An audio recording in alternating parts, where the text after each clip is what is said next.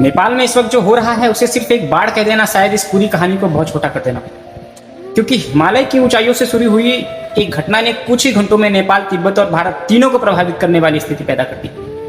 26 अगस्त 2026 की सुबह नेपाल के रसुआ जिले में चीन के तिब्बत से लगी सीमा के पास भोटे कोसी नदी अचानक उफान पर आ गई और फिर पानी के साथ सिर्फ पानी नहीं आया, चट्टानें आई, मलबा आया, पेड़ और बड़े बड़े पत्थर आए और रास्ते में आने वाली सड़कें, पुल, घर और दूसरी संरचनाएं बहती चली गई। सबसे ज्यादा प्रभावित इलाका है रसुआगढ़। यही वो क्षेत्र है जहां नेपाल और चीन के बीच महत्वपूर्ण सीमा, व्यापार और आवाजाही होती।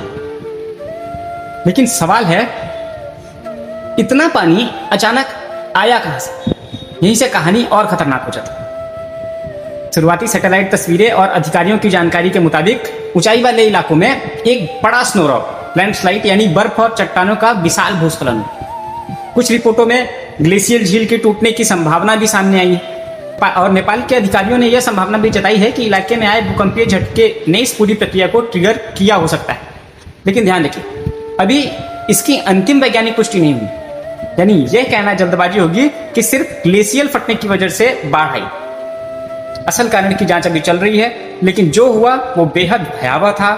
रिपोर्टों के मुताबिक कम से कम 95 लोगों की मौत की पुष्टि हो चुकी थी और सैकड़ों लोग अभी भी लापता थे। और इसमें सिर्फ नेपाली नागरिक नहीं थे, सीमा क्षेत्र में मौजूद पर्यटकों और विदेशी नागरिकों की बड़ी संख्या भी लापता बताई गई। रियूटर्स की रिपोर्ट के अनुसार करीब 484 पर्यटकों के लापता होने की सूचना थी, जिसमें 391 विदेशी नागरिक थे। और भारत के लिए भी यह खबर बेहद महत्वपूर्ण है, क्योंकि रिपोर्टों में 100 से ज्यादा भारतीयों के लापता होने की आशंका सामने आई। यानी नेपाल की यात्रा से भारत के लिए भी सिर्फ पड़ोसी देश की खबर नहीं रही। क्यों? क्योंकि हिमालय से निकलने वाली नदियां सीमाओं को नहीं मानती। नेपाल से नीचे की ओर आने वाला पानी भारत के बिहार और उत्तर प्रदेश जैसे राज्यों तक असर डाल सकता है। इसी वजह से भारत के कुछ इलाकों में भी प्रशासन को अलर्ट किया गया है।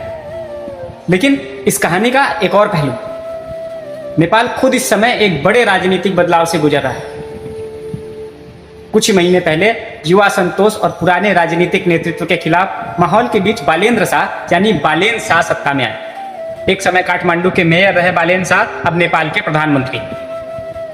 उनकी राजनीति का आधार ही था पुरानी राजनीतिक व्यवस्था से अलग रास्ता, भ्रष्टाचार के खिलाफ कार्रवाई और युवाओं की उम्मीद। लेकिन अब उनकी सरकार के सामने एक बहुत बड़ी प्राकृतिक आपदा खड़ी और यही किसी भी सरकार के लिए सबसे कठिन परीक्षा होती, क्योंकि भाषण देना आसान, लेकिन जब सड़कें टूट चुकी हों, पुल बह चुके हों, दूर दराज के पहाड़ी इलाकों तक पहुंचना मुश्किल हो